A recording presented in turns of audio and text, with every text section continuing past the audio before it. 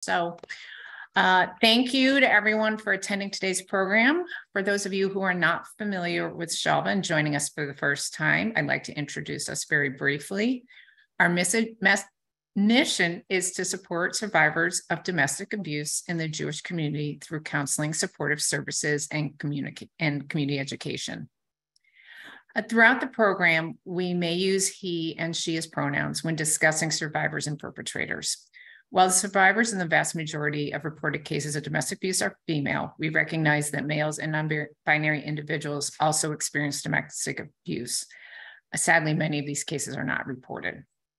I want to also say that if you're triggered by anything in today's program, please reach out to your mental health professional, or you can call our office at Shalva, which is 773-583-4673. I will include that information in the chat when I finish yapping. I also want to mention that the Domestic Violence Report recently put out a special issue on litigation abuse. They got Barbara, our clinical director, who you hear from, very excited. It addressed the issue of legal or litigation abuse and proposed some practical steps to address the problem. I will drop that link in the chat. Many of the challenges that are discussed in today's program also appear in litigation. For CLE participants in today's program, the publisher is offering a 50% discount on both the particular article that got us the most excited and the complete issue. Tried to get it for free, but it's copyrighted. So now I have the honor of introducing our speakers for today's program.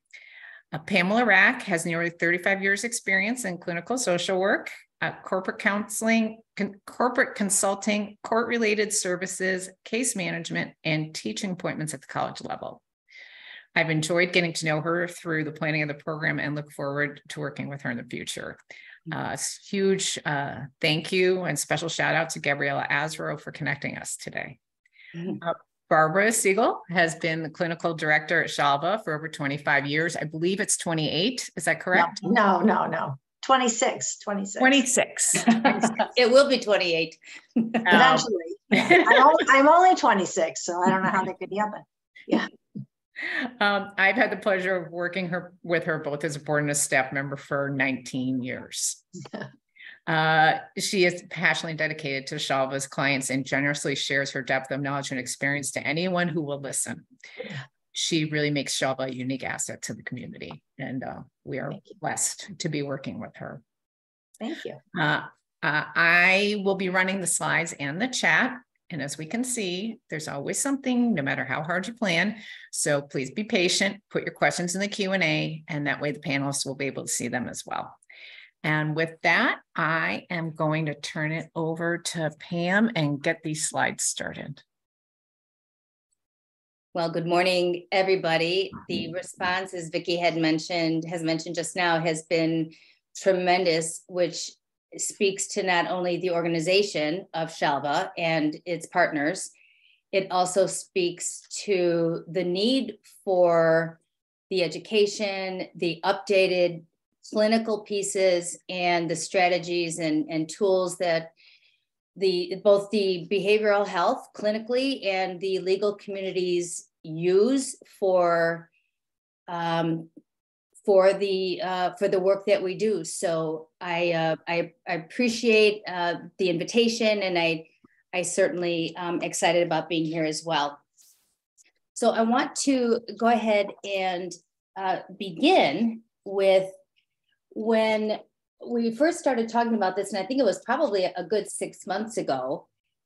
Barbara and Vicki and I began to talk about addressing the topic of negotiating with difficult people. And then we began to talk about more specifically narcissists, because that's a name or an identifier that is, we'll talk more about this, but used and misused pretty randomly and sometimes irresponsibly in the work that we do. And then we incorporated abusers. So when we started to talk about this, the temptation was for me to show the slide, thank you for your interest in attending, and then exit stage left. Each of these issues by themselves, the difficult person, the narcissist, and the abuser, are complex, frequently misunderstood, often mishandled, and increasingly prevalent challenges in all of our work. But with all kidding aside, I'm going to attempt to integrate them into this presentation given the available time that we have. Okay. I have great passion and interest in this arena and comprise the majority of my practice with this population. With every decision we make, a direction follows. Getting all of this right has profound consequences. So let's begin with the definition. Seeing on your screen now, negotiation is a deliberate process between two or more actors that seek a solution to a common issue or who are bartering over an item or value. Now, I established this working definition. We'll go back just to the other side. Sorry. It's all good. Sorry. It's all good. You know, I talk fast. I established this working definition as a foundation and a reference because I often will reference and use the program on negotiation, otherwise known as PON, through Harvard Law School. PON was founded in 1980 with a faculty from many traditional disciplines, including law and psychology, to conduct research that benefits academic study and real-world application. Their projects and initiatives build awareness of negotiation and best practices and is used across disciplines today for negotiations of all kinds, in all disciplines and arenas again. So when we move to the next slide, using that platform definition, negotiation is a basic means of getting what we want from others and is an essential life skill. People need to use negotiation to handle their differences and requires a measure of maturity. It's a back and forth communication that's a method, it's a technique to reach agreement. It's about getting what you want and need along the way in a healthy way. The goal is a wise outcome reached efficiently and amicably, a mutual gains perspective. It has the mindset of one another as being partners, not adversaries. That's going to be a critical piece as we go forward in the presentation. Not adversaries, but partners. What you recognize in the requirements listed on the screen now is that both the emotional and rational aspects must be present. Agile deal-making strategies and a high degree of emotional intelligence bring success in more complex negotiations. I call your attention to the fourth requirement of emotional regulation because you'll be hearing more about that as we continue to delve into the topic. The next slide brings forward the 4 principles of negotiation. And I would imagine that many of you are acquainted with the Roger Fisher and William Urey's book, Getting to Yes, because you can't do negotiation without, or mediation even without knowing those skill sets. Getting to Yes, Negotiating Agreement Without Giving In, describes the 4 elements of principled negotiation. In learning and applying these elements, your negotiation skills can continuously improve. The key takeaway here is that negotiation is communication. Each party must be willing to engage in asking questions and practicing active listening and incorporating that in every part of the deal making. To put assumptions aside, recognize our own biases, and be open to other points of view while also advocating for ourselves. However, you'll recognize the difference between taking a position and moving toward negotiating a settlement. This is especially important because humans tend to treat and respond to each other based upon how we view them. Perception becomes reality.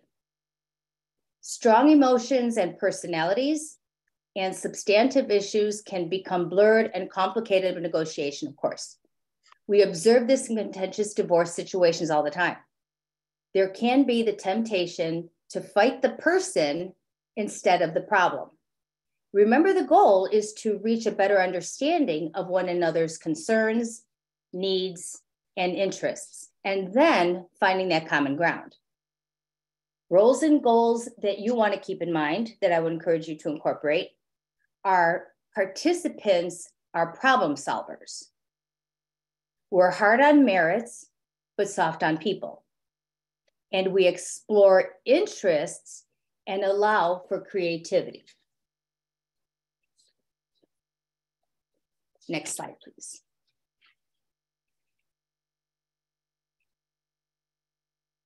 Now enter difficult parties.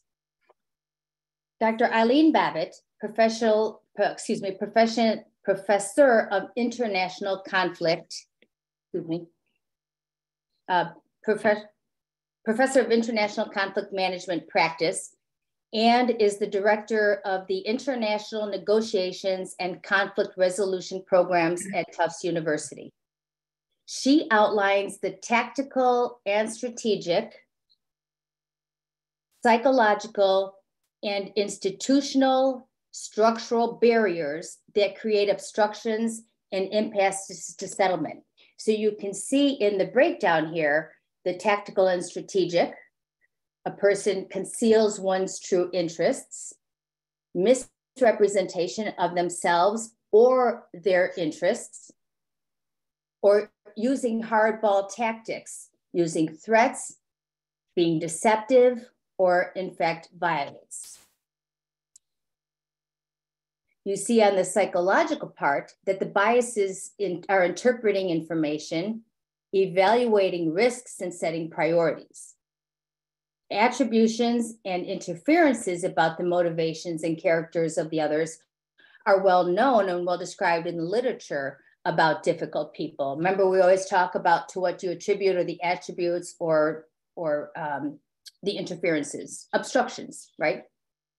And then the institutional and structural that really aren't a part of what we're talking about today, except there are parts of the legal system that do impede some of what it is that we'd like to do sometimes. Now, layer the negotiation strategies with the person with narcissistic traits and tendencies. Now, you know already that I'm not using the term narcissists liberally here. I come from schooling, and I come from a clinical where that diagnosis of a narcissist is a very specific category of traits and characteristics, and is not something to be casually referenced. Generally, narcissists are problematic in negotiations because they manifest and display many of the barriers to settlement. So you see how that goes together. The psychological constructs drive the others, most notably having an overwhelming need to be admired, lacking core components that emotionally healthy people possess, and misinterpret interpersonal reactions. They don't read the same that generally other people would. Meanings are interpreted differently. Motivations are typically negative, sinister, and other-serving rather than benevolent.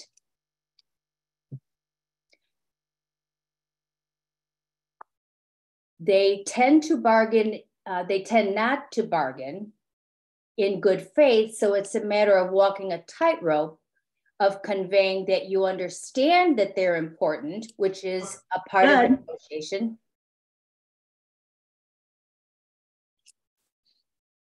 And that they deserve your attention while you're negotiating the terms of any deal. I think we've lost our screen. Is everybody on screen? Mm-hmm. I think so. Okay, then it was me. Excellent. Except I can't get to gotcha. the. Oh, I gotcha. No, wait. Nope, we're good. My bad. I'm becoming. No, this is wrong. Wait, we're missing a slide. So recognizing, moving down a little bit, we should be on recognizing difficult parts. There we go. Okay. Nope, you're good. There we go. Okay. Right. Okay. All right, so let's get to recognizing difficult parties, of which we'll address now. So I want to give you just a quick second here to look at this. This slide tends to be a little bit busy, not intentionally so, but I did want to incorporate everything so that you could see that there are many, many considerations and variables that contribute to how it is that a person doesn't self-regulate and has difficulty in negotiating and interacting and having interpersonal success. Researchers, in fact, have yet to settle on the nature versus nurture argument on narcissism, and it's more generally accepted as a combination of vulnerability combined with ACEs, which you may know are adverse childhood experiences, and those span up to about age 17. These include physical abuse, verbal abuse, sexual abuse, and in fact, physical and emotional neglect. And when witnessing violence in the home or the community, each of these can have lasting effects on health and well-being as well. Now, narcissism exists on a continuum from normal healthy to a few traits to what would be pathological, clinically, a personality disorder, characterological on the far end. We're all pretty much somewhere on the spectrum, and it becomes problematic when healthy self-worth, also referenced or referred to as self-esteem, ends and narcissism begins, which can also be quite arbitrary. Many of the traits occur during normal stages of development. Scientists believe that the full onset of narcissistic personality disorder, NPD, occurs when interpersonal development during these phases collides or conflicts. When traumatic childhood events occur colliding with or being a part of a developmental phase unaddressed, the people can become emotionally stuck in a lower developmental phase. So their chronicle age, what you would experience and what you may have observed already is that you're looking at somebody who's in their 30s, 40s, 50s, maybe even 60s chronologically, but you're recognizing that their interpersonal exchanges and dynamics are not commensurate with that chronological age, that they're somewhere really between 7 and 9 years old. So the difficult person, the narcissist, and we'll get to abuse with Barbara's input, really are exquisite to become familiar with and to keep an eye on, because you think you may be negotiating or working with somebody who is chronologically the same age and maturation, and they are not. Pam, can you go to the next slide? Can I go to the next slide? No, should I? Now would be great. Oh, perfect. Sorry. But, yes, thank you. Pia Melody, the great Pia Melody, who I trained under for a time. She's the author of Codependent No More and so many other books that are just cornerstones of the work that we do. Talks about if a person becomes hysterical, it's because of something that is historical. And that applies really well here too. So let's look at some of what it is that you would identify and want to be familiar with, or at least have on the top of your radar, that will help you in negotiating with difficult people, narcissists, and abusers as the third part of the tripod. Now, remember, I mentioned that symptoms exist among difficult, narcissistic, and abusive individuals. So you'll look at the screen and say, well, isn't that just about everybody that you just spoke about? It is. And that's what makes it so important to really know the parties that you're dealing with, and also know the other parties that you're negotiating on behalf of, other attorney groups, other negotiators, other clinicians. Now, with anybody, symptoms do exacerbate under stress. Brain research has convincing evidence that the brain shifts its operations when there is a perception of threat. Remember, perception of threat versus actual threat, very different. When their capacity to cope is overwhelmed, emotions hijack logic. and being able to self-regulate is thwarted. May as well not continue any negotiation with a person who is in that fight, flight, freeze, or fawn situation for a good 20 minutes. The brain has shifted its operation. The what's in it for me on the left side of your screen with them, what's in it for me means identifying what the benefits of learning something new will be that will engage. So this is a bit of a strategy as well. Establish expectations and help them increase their own feelings of satisfaction. Thank you for yesterday. I'm so sorry. Somebody's not muted. And not on mute. They are low. I'm 100% better than I was yesterday. I'm so glad. I was so drained. Hang on. I just can't keep up. Can we meet the part? Maybe we can. I'm trying to figure out who it is. Please make sure you mute yourself. I can't keep up with everything. It's just, I said, Candace, I'm like in the center of a hurricane. It's just, Oh my God. like whirling dervishes. Who in the world? And it's coming at me. And I said, excuse me. Please make sure you're on mute. For example, Make sure you're on mute. the person who's in charge sees something, has a plan, is moving forward. Oh my gosh. I'm so sorry, everyone. Oh, that's John. I can't answer it now because I'm listening to John. John. He's probably checking to see if I got a hold of him. Barbara, is it you? No, John. I was not me. I felt so bad. But I was I'm going to mute. so empty. I can't. It's old age. It's too much. This is the weirdest. But is some of it not eating enough to? Oh, Pam, it's. Oh, I don't know what to do. I got it. It was you. It was Okay. me? No, Oh, we no, got I'm feeling well. Okay. All right. All right. We're good. Sorry about that, everyone. That was the most bizarre thing I've ever seen. So, thank you. So, again, looking at the external locus of control versus intrinsic control, outside in, inside out. People who are difficult in their exchanges, difficult behaviors, or not a healthy mindset, not a benevolent mindset, not a give and take, as I discussed earlier. And people who have a tendency to not be able to have insight or empathy on the far part of the continuum, everything is from the outside in. So everything means something because there isn't a mechanism in place developmentally or psychologically, sometimes even organically, that will allow that person to check that and go through the steps of checking that information, making sure, what is the level of validity, what part of that is true, what was my part in that, the destruction of the relationship.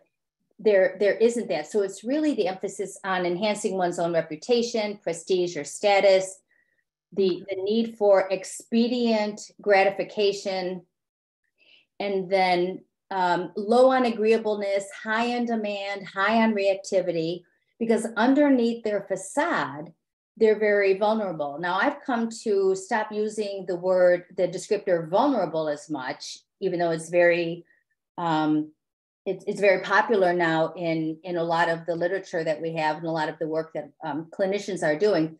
I have begun to use the framing in my mind of, does this person allow others to access who they are?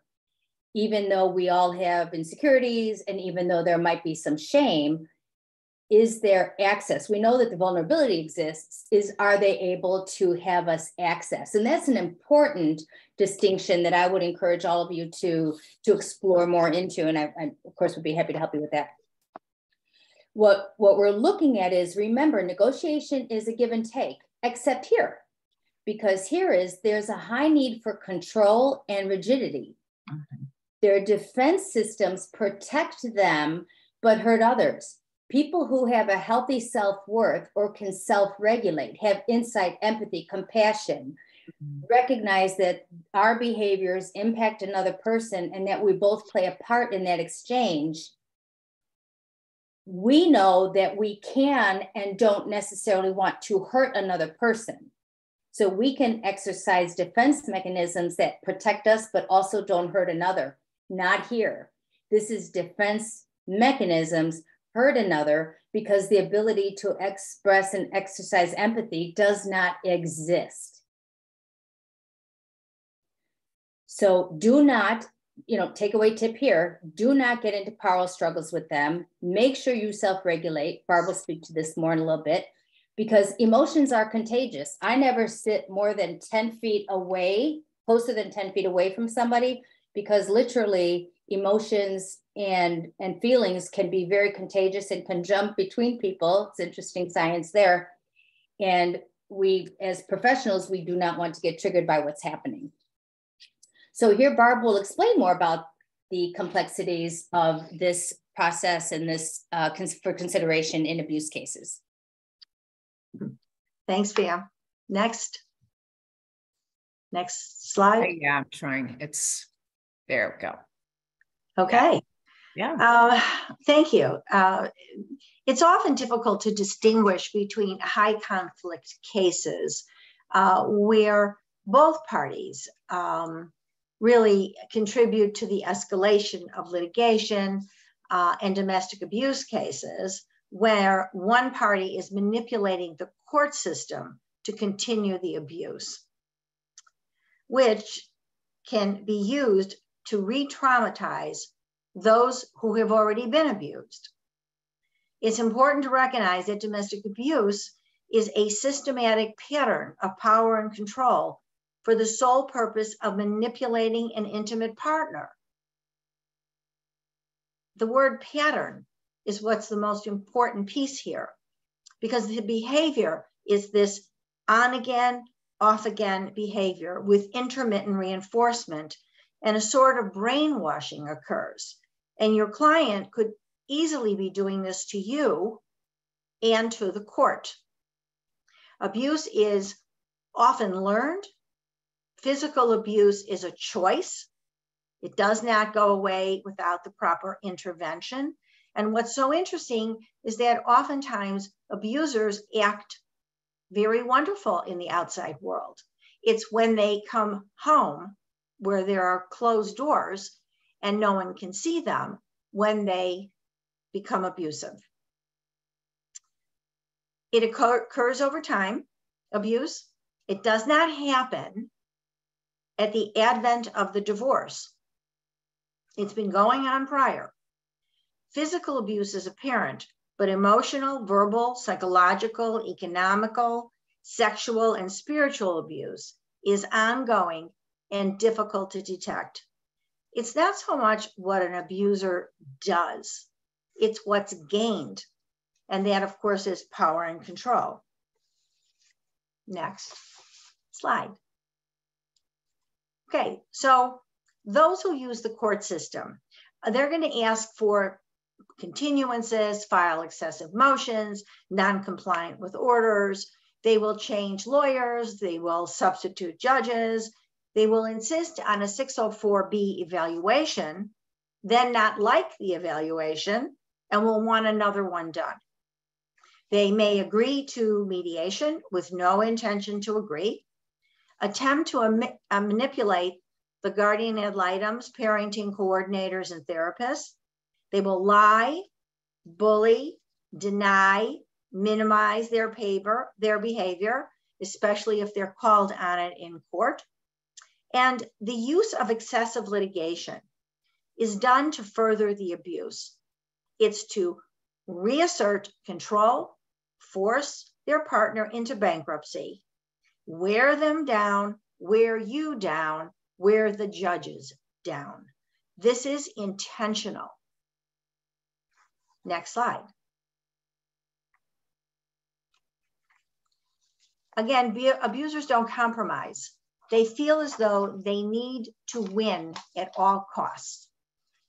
So using the children, if a parent is threatened with harm to or loss of their children, they're at the mercy of the other party.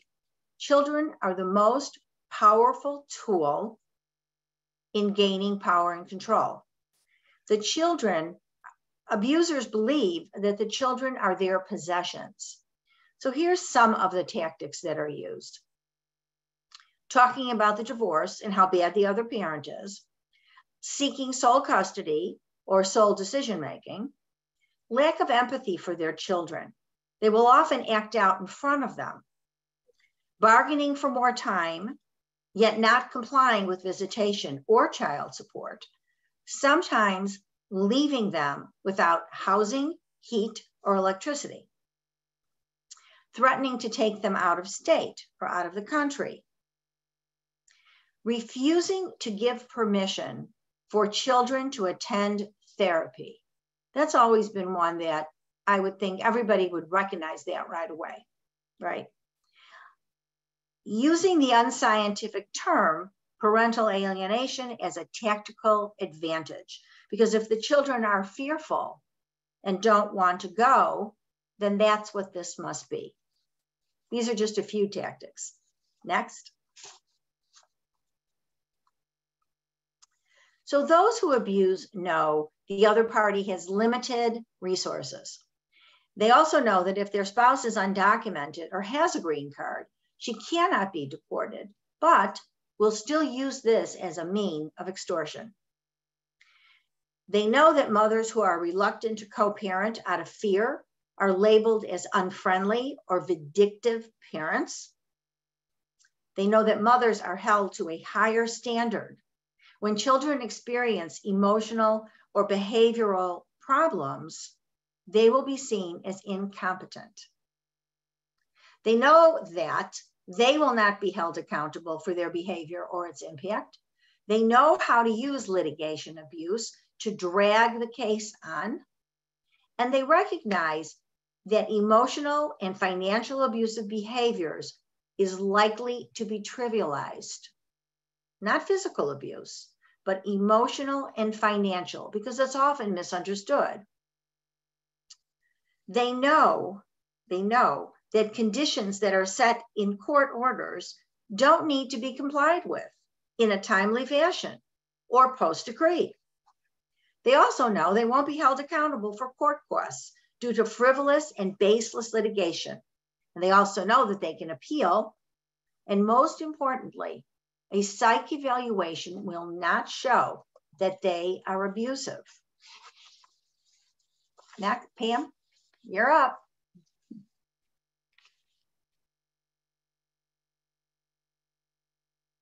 Oh. Absolutely, expanding on your points, Barbara, which, you know, the healthy, when we think about the healthy mindset during a negotiation, we think, I'm uncomfortable with negotiating. I'm uncomfortable with conflict. I don't like fighting. I don't like my spouse. I want this over with. Those kinds, while those thoughts are present and they're normal and natural, the thought is, I'm uncomfortable and I can be difficult, but I want the negotiation and an equitable settlement, what's in the best interest of the children, more. Not the case with the narcissist, abuser, and difficult person that we're talking about here. We can adjust our traits so that they're not a detriment to either ourselves or to our relationships.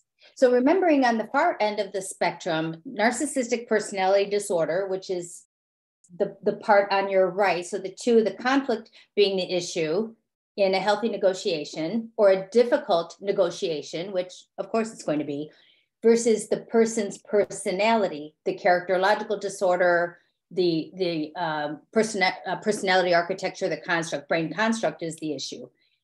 Looking at on the right-hand side, the recent research suggests that it's now about narcissistic personality disorder is about 2% of the general population, but it does remain, no matter what, a construct that is highly complex and is not an all or nothing personality trait, which is why saying he's a narcissist, she's a narcissist. I know after this, you won't be saying it like that anymore. Thank you. Do not, unless you truly are clinically qualified, please do not attempt to diagnose these folks. Just, that's why we're providing you with not the diagnoses of this, that would be for another webinar that we might be able to bring to you, but we're looking at the behaviors so that all of you who are watching and listening and later to watch and listen will be able to identify the behaviors, because the clinical part is not as helpful to you in active negotiations. Develop a healthy fear of these folks. Expect change to be futile. Do not expect to reason with them. They are consummate users of people. You're either useful or you're gone. Remember when Barbara said they go through attorneys? I have a complex case now where the person, one of the parties is on their 5th attorney. You know what that looks like, right? Mm-hmm. So in clinical terms, we call it sourcing. They will source whoever it is that will meet their interests and meet their needs. And if not, then you're of no use to them. Callousness, they are callous to the experiences of others. They're mean-spirited. Truth is expedient. They lie. The truth changes as their needs and circumstances change. In their mind, please hear this. In their mind, a feeling is a fact. I feel like I'm being disrespected. I am being disrespected. I'm feeling like I'm getting the short end of the stick. I am getting the short end of the stick. Highly distrustful of others, very maladaptive, not concerned with fairness. Negotiation requires a fairness mindset. Fair is relative, I know. They're highly litigious, can be dangerous. They can sue you. They can sue me. They do sue people. Excuse me. And remember to clearly and repeatedly assess the differences between the high conflict personality versus the issue. You're watching that and continually gauging. It's not within the first 3 sessions we decide whether or not a person is going to be able to go forward in negotiation, because as Barb mentioned to you, they behave in public quite well. They're the charmers. They're the people who they're the baseball coaches. They're the people on boards of companies. It's behind the closed doors. So they will also act for you. So always be on the lookout and always be watchful. Because again, with the next slide, what we're looking at is a personality architecture. So some key things to keep in mind before entering negotiations with pathological individuals, because the challenges all involved being disruptive, being manipulative, obstructionists, and they like conflict. There's PET imaging studies that will demonstrate that they're getting high on the conflict. So it's uncomfortable for some, and it's life and breath for them. So they have no problem with that. So the questions that I ask in negotiations are questions to the right, such as, what needs to happen to move forward? Now, when the difficult person, abuser, narcissist starts with, well, that's when we pull it back and ask the second question, what do you need to move forward? Because then you get a baseline or a set about, a mindset about where they are in how agreeable their level of agreeableness or not might be. And then again, back to what do you need to do or not do that would be best for your kids? That is really important based upon what Barbara brought to you about how the children are leverage, are pawn, are sources for these folks. So knowing your limits and your emotional triggers, personally and professional, is important, because you care about people, and the personality architecture is not about caring about people. It's about getting and winning.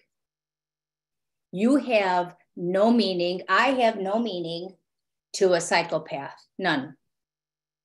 They act dutifully, not authentically. So watch what you see.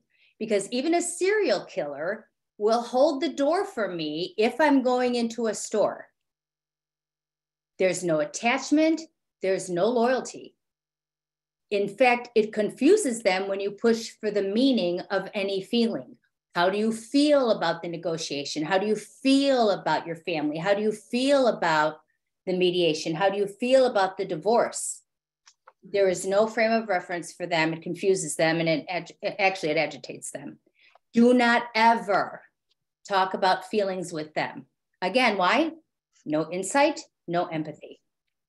Now also, they, which is why we need to be mindful about this, is they are constantly scanning, monitoring, and likely misinterpreting the environment. So you think you're heading in a negotiation in this way, and actually what's happening is it's wobbling. We think we're going here and all is well and we're making progress. Only one person is wobbling. So watch it, because they will derail. So Barbara will describe a little bit more about the cycle of, that's not true. I will describe more about the cycle of abuse in negotiations. I think that's true. Next slide, please. I think this is a slide for both of you. Barbara, would you, I know it's a great slide. It's a great slide. I think go ahead, Pam. You're okay. Fine. You're good. Okay, great. So the reason that that Barbara and I shared this slide, and now we're negotiating it. Well done, Barbara. I don't need control. It's okay.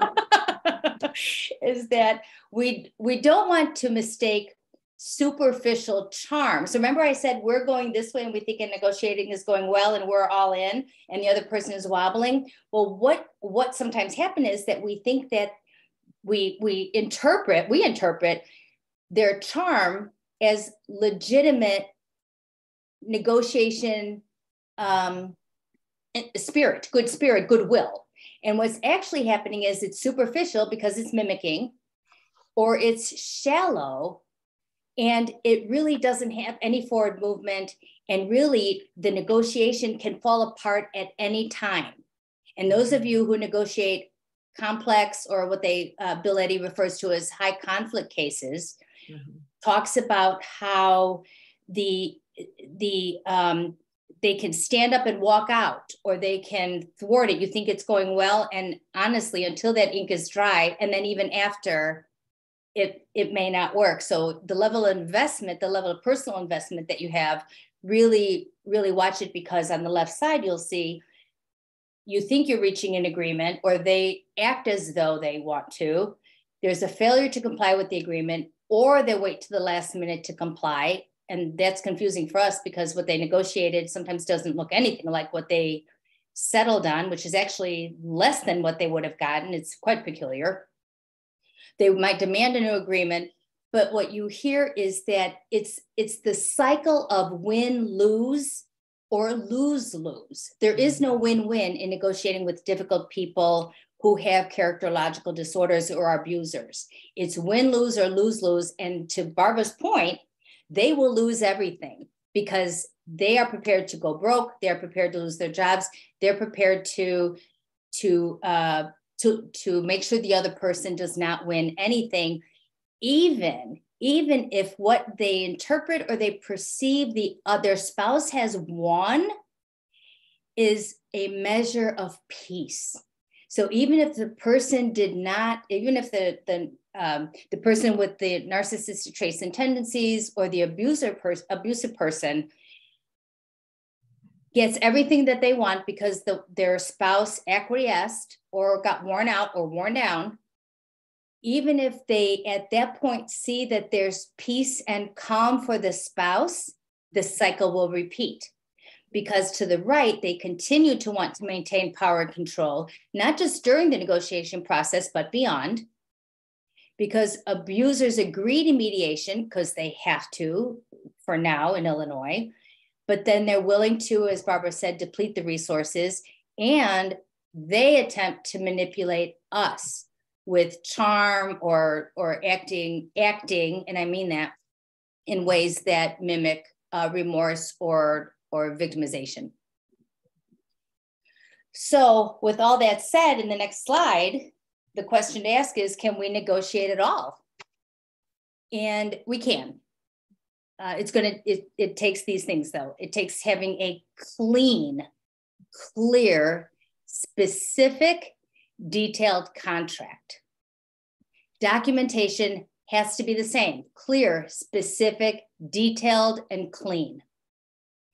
Take retainers and keep fees and payments current. I have a clause in one of mine. You're welcome to look at the contracts that I have on my website that are, anyway, as a guide, that if fees are not kept current, then the process, I stall the process. I will pause the process.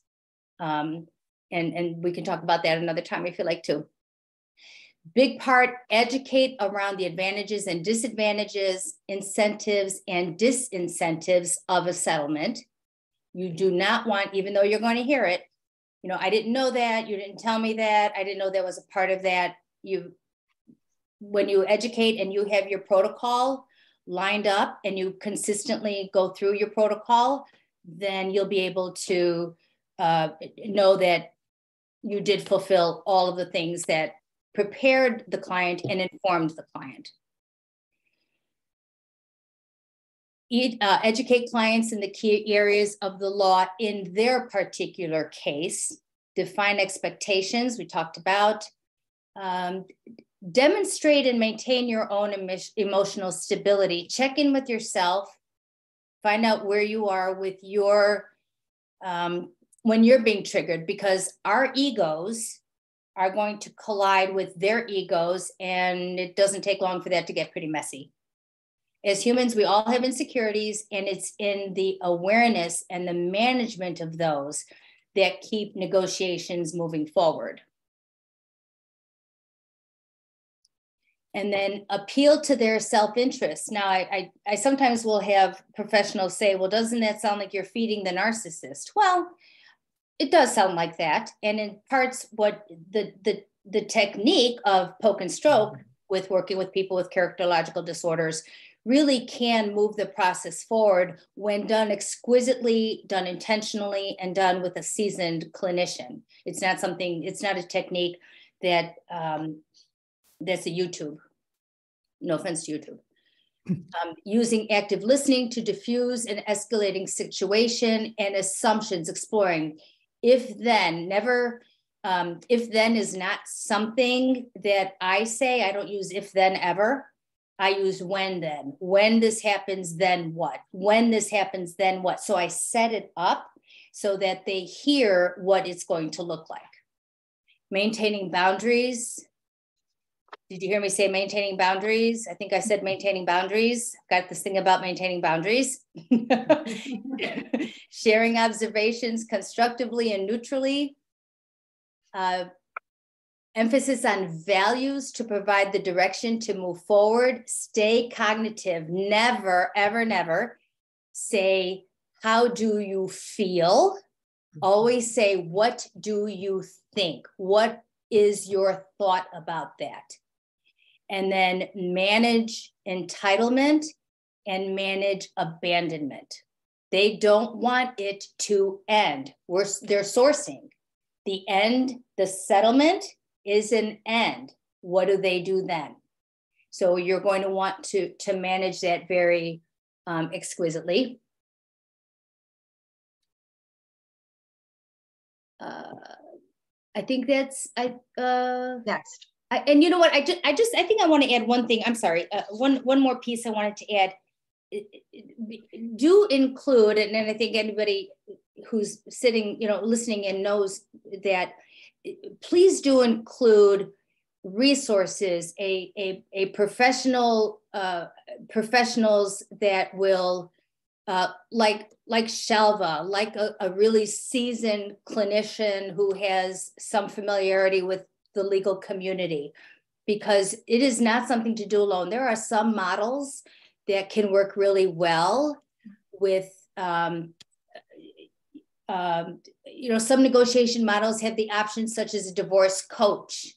Collaborative is great. This isn't a collaborative scenario. It's not an option in these situations. But these situations really do require a seasoned mental health professional because of the kaleidoscope of dynamics that you're going to experience. Consult with, I mentioned, domestic violence professionals. Shelva is my go-to.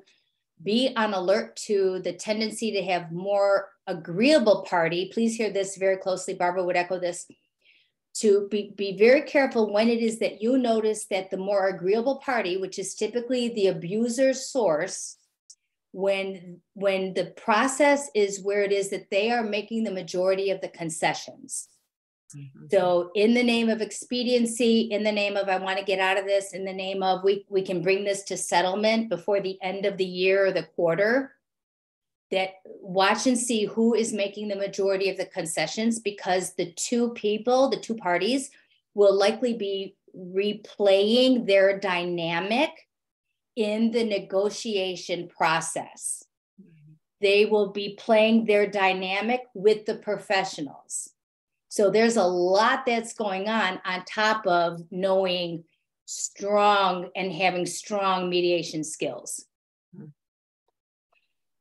Remind the parties that the professionals go away. I tell the folks, whether it's reunification or parenting time, or divorce coaching, even for a certain model, I tell them, you know what, all of us go away, and then you're going to be on your own without that, the protection that you have right now. So really, really be sure that what it is that you are negotiating or what you're doing is going to go the distance. And above all, and I'll defer to Barbara on this point, keeping your personal life in order and your skill set, stay on top of your game. Include resources in your work, network with professionals. And Barb, I know that you've got some really important information about vicarious trauma. Thank you. Working with difficult parties can cause vicarious trauma. And so here's some of the things as Pam is saying, is that you have to kind of check in with yourself. If you start to feel powerless and exhausted and sometimes frustrated and angry, and you may even feel abused yourself, what starts to happen is the inability to listen to your client and that you deliberately avoid them. You don't return phone calls, you don't set good meetings.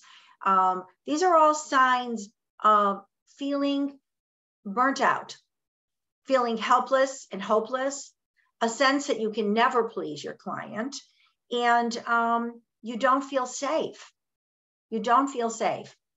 Our cases, the women that we're involved with, those cases last, the shortest divorce is 3 years, and some have gone on to 7 years. And many of them have been appealed, or they have, after post-decree, are not followed through. And at that point, the women that we work with do not have the ability to get another attorney to help them. So they're kind of stuck. It's really important to recognize these warning signs and take care of yourselves. This is what Pam said. I'm going to say it again. Set better boundaries. You need to have someone to talk to. And most of all, assess your own safety. I can't say this enough, because some of these abusers are very, very, not only manipulative, but can also be dangerous. Mm-hmm. Very, very. And use the, Barbara, thank you. And use the expertise of the resources that exist in the communities, and, personal coaching, professionals get coaching, get counseling for you, because these are exhausting, depleting, frustrating, and very consequential interactions. Yeah. Thank you. Thank you. Thank you so much. Okay, I'm looking at all the questions. We have a lot of comments. Thank you to those who helped. It was not me making the noise, by the way, guys, but we did figure it out. Okay. So I'm trying to get to the real questions here, because I know that there are some, and I am going to put the link to the things that I referred to earlier. The domestic report is, I'm going to get that link over to you in a second. Yes, there will be a recording that you can watch later. I'm going to be sending that out after the program. This is a great question, Barbara. I think this is a question for Barbara. Why do you assume a psych eval won't show they're abusive? It's not that I assume it. I know that from doing this for so long, because they're very good at putting on the charm. Very, very good. And also very good at deflecting. And we've had cases where some of the abusers became friends with the evaluator, just like they can become friendly with someone that is doing couples counseling, which is, again, something we don't recommend.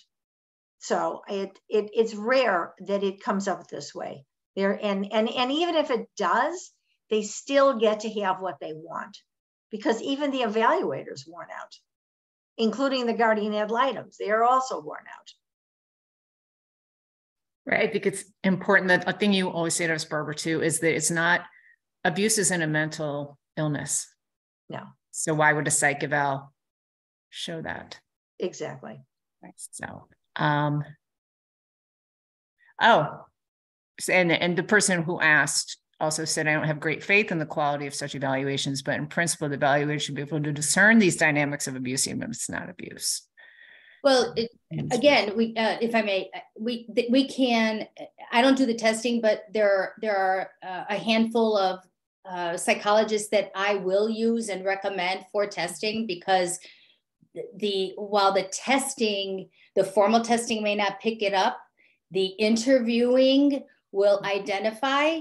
So again, you're looking at constructs in some testing, but with other parts of the testing, it's the interviewing, the nuances that a really qualified, seasoned psychologist will be able to pick up on. It's a little bit, and I don't know if we have any law enforcement on today, but it's like giving them a polygraph. Well, they're going to pass a polygraph or lie detector because they believe what they're saying. So there's no discomfort with it. Right. So it's again, the nuances. I know that we don't mean to say all or nothing kinds of things. So please, audience as well, be discerning about some of our remarks, meant in love, gently. The idea though of it's all in total. It's the testing, the interview, the behavioral aspects, the behind the scenes, all of it in total. Everything has a place. Yeah. This is another interesting question. Many of our clients refer to their abusers as narcissists. How do we respond to this if it is unclear if the abuser is a narcissist or not? I guess it doesn't matter how they're labeled. It really doesn't matter. We will say that they have narcissistic tendencies, but abused women would really prefer to think that their spouse or partner, he has a mental illness, because that makes more sense to them. Being abused doesn't make sense. This couldn't happen to someone like me. So we really make it very clear, and it takes a while to get them to understand that they are not narcissistic, they are not bipolar, they're not borderline. This is a choice of what they're doing, because there's something to be gained from that. So it's education. Yeah, absolutely. And to add to that, when people who are in relationships with abusers, what will happen is, because there's a softening of, well, he's mentally ill or she's mentally ill, that increases the likelihood of remaining, minimizing the behavior and demonstrating more allowance for the behaviors, because the person is sick. Yes. Versus the person is mean, or the person is hurtful, or the person is violent. So we have to really be careful about that. I prefer that there's a place for a true narcissist language, true narcissistic personality disorder language. I go back to get eliciting information from the spouse who's being hurt about the behaviors. Tell me what happens. Tell me what he does. Tell me what your experience is. And from the way that the experience is described and the way the behaviors are identified, we don't have to say narcissist, but we do, to your point, thank you for the question, to your point, we want to, to really use language that will help in the coping and will help in the healing. Mm-hmm. And I don't know if narcissist, calling somebody a narcissist or identifying a narcissist helps that person, who am I, to say no. Right. Similarly, let's make sure that we really focus on what do you need to heal, move forward, get a settlement that is in the best interest of your children, that will help you go the distance and get back on your feet. Yeah, for sure. Okay, I don't really see, I'm looking in the Q&A. We have another comment here. The offending party in a high conflict divorce can refuse to use a good evaluator and will often cozy up to the judge, who will then go along, which Barbara already mentioned. The other question, do you see similarities with those who have borderline personality disorder?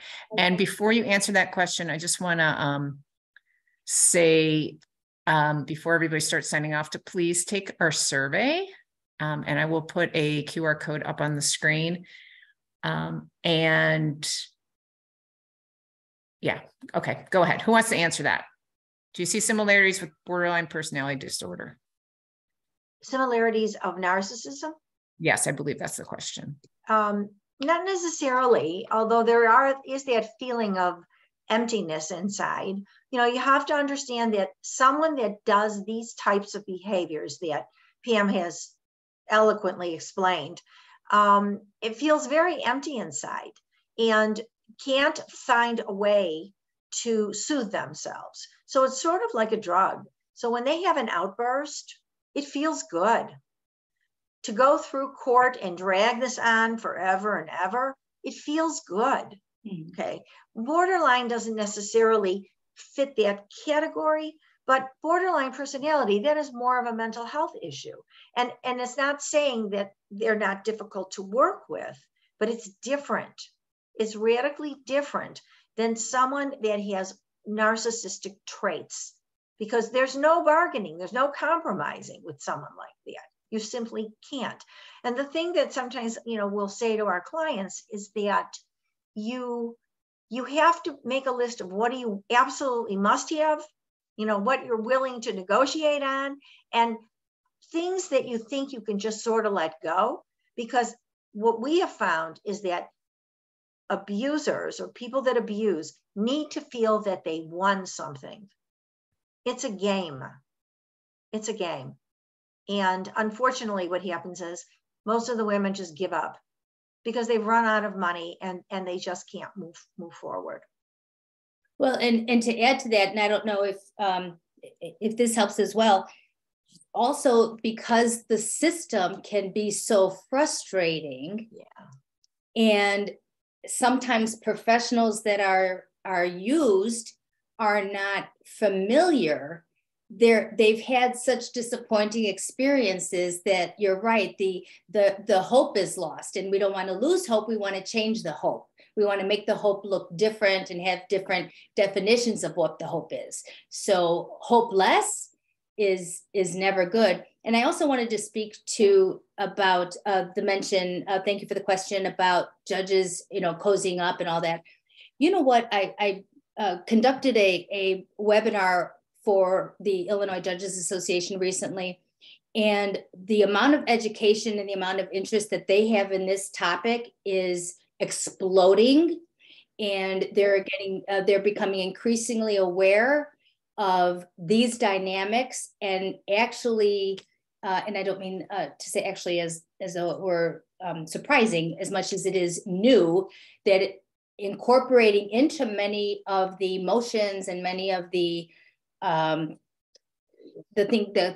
items that come before the judge are now incorporating mental health professionals or parenting coordinators or parenting coaching, and not just also the traditional education of co-parenting or being a good parent, like everybody has to do in a divorce situation, but really taking it to a deeper level and getting more clear and defining and comprehensive in the orders. So the more we educate the attorneys and the judges, we're going to really do really well by these families. Mm-hmm. The only problem with that is that the more people that are brought in, there's too many cooks in the kitchen. And what happens is it's extremely expensive. So now you add on all these extra people and she can't pay. What happens then? True. And then some of the people that they bring in are not exactly vetted. So you never know what you're going to get. And that's also part of the issue. So we get to hear this from the other side of, you know, what we're told of what's going on in court. And it's really hard. It's hard to get divorced from someone like this. It really is. Mm-hmm. Yeah, we did get a question in about how do you get a settlement? I think it's the same tactics that Pamela addressed for, you know, trying to get a negotiation. You may or may not with these people, right? I think that, you know, if anything, this shows you do the best you can. And it, as she said on the first slide, don't. There might be instances where you don't. And I think that Pamela also mentioned that, and we've talked about this before, screen, you know, throughout the process, what's going on with these clients. And if at some point you realize that this is an abusive person, this is someone with narcissistic tendencies or a diagnosed narcissist, then you don't negotiate anymore. Yeah, there will be, absolutely. Thank you for that, Vicki. There will be intractable situations. There are intractable parties, and we're always going to see that. It's knowing what, you know, again, in the setup and just really exquisite vetting. Yeah. And knowing what our skill sets are and what they're not, because this is nothing to practice on for sure. Yeah. It's a practice. We're in practice for the practice. Yeah. Well, this is what we tell our clients. Divorce is a process. It's not an event. Yeah. And that's how we try to help them get through this process. And we really work hard to get them to be able to be, you know, advocates for themselves and to be an integral part of the process, because that's all we can hope for them. That's why education is so important. For sure. Okay, I'm going to share my screen one last time just to get the QR codes and everything up there for Pam. Let me put that up real quick. I did want to, there's our luncheon, which is June 22nd, 2023. Last year it was June 23rd, 2022. So it's a little confusing, but we do have our luncheon coming up. You can look online. We want to say thank you again to our wonderful speakers today, Pamela and Barbara, as well as the North Shore Legal Aid Clinic, who helped promote the event today. We love having partnerships with local agencies. So we refer to them, they refer to us. It's a good match. And wait, wrong way. There's the survey. So I'm going to leave that survey up as people are finishing up today. Is there any last minute thoughts from either of you? This was pretty packed and we're at 1:15. So I think I said 1 on some things and 1:15 on others, but. You know what, I know on behalf of all of us, we want to thank the attendees who took the time to participate. For sure. To take what you've learned and apply it. We're all available for whatever resource or help that you need with your clients. And please, if you have any questions, reach out to us and we'd be happy to go ahead and respond. Yeah, and your contact information, both Barbara's email and Pamela's website are in the chat, as well as the slide deck for today. Oh, thanks. And someone asked about CLE credits. Those will, as long as you put in your ARDC number, you will be getting those. If you don't have it by the end of next week,